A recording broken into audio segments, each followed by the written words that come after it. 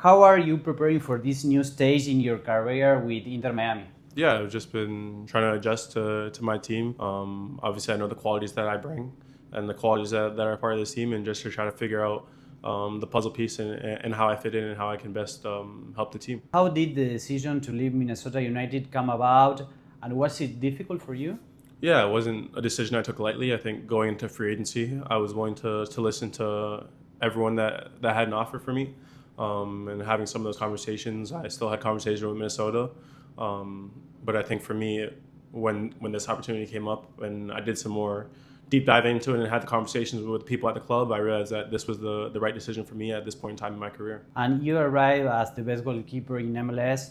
Does that work in your favor, or does it add an extra pressure for you? No, I think when we set those things, maybe that's the reason why they decide to go for me. You know what I mean? So for me, that pressure is something. My internal pressure will always be higher than anything from the outside. And of course, when you win an award like that, the expectation is to go and do it. But the same thing with the team. When you win MLS Cup, the expectation is now to win next year again. So I know I'm not the only one dealing with pressure in order to perform. And in my position already, there's already so much pressure to keep the ball at the back of the net. So for me, I'm using it as a positive more so than something that's hanging over my head. What goals have you set with Inter Miami in this season? For me, it's to win trophies. That's why I came here. The ambition of the club speaks for itself. Obviously, they're the defending MLS champions. So for me, it's to go and defend that trophy and to go and win it. CONCACAF Champions Cup is something that we haven't won yet, and there's definitely a goal and desire to get our hands on that trophy. So for me, I came here to win. And to put my best foot forward in order to give my best ability to the team so that we have the best opportunity to win these trophies. In behalf of the World Cup, did you have any conversation with Jesse March before you moved to Inter Miami? Yeah, I definitely reached out to him in the process and asked him what his thoughts were, and he thought that for me it would be a good step in order to go to a team that's more global and there's more pressure in bigger stadiums, surround myself with better players.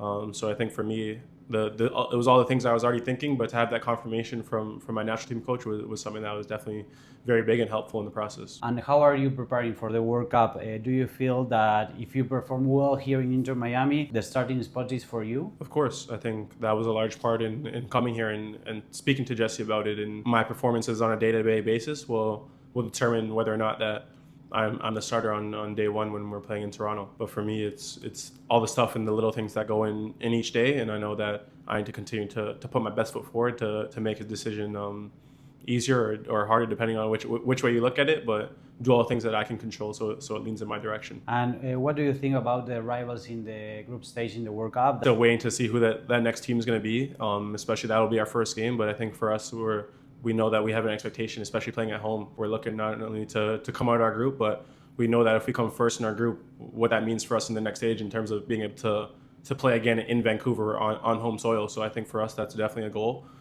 It's definitely a group that we know is not going to be the easiest, but it's something that we still feel like we have confidence in to be able to accomplish our goals. How is the competition with Maxime Crepeau? How is now also that is your rival here in the Florida Clásico? Mm-hmm. That is almost there in 2 weeks. There's definitely a rivalry between us, but I think first and foremost, we have a lot of respect for each other, especially when we play for the national team. We want what's best for the team, and we both probably thinking that we deserve to play.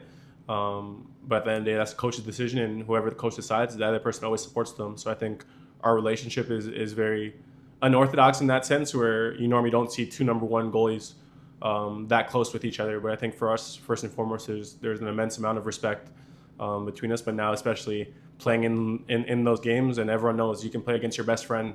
It doesn't matter. Once you cross that white line, the goal is to represent your team and to win. If you're wearing a different color shirt than me, then my goal is to beat you. And I think that's the way that I definitely approach it, and I know that he does as well. And what is the day by day here in the club, especially competing with Rios Novo, that is the goalkeeper that won the MLS Cup in the 2025? When you surround yourself, we obviously train a lot on our own.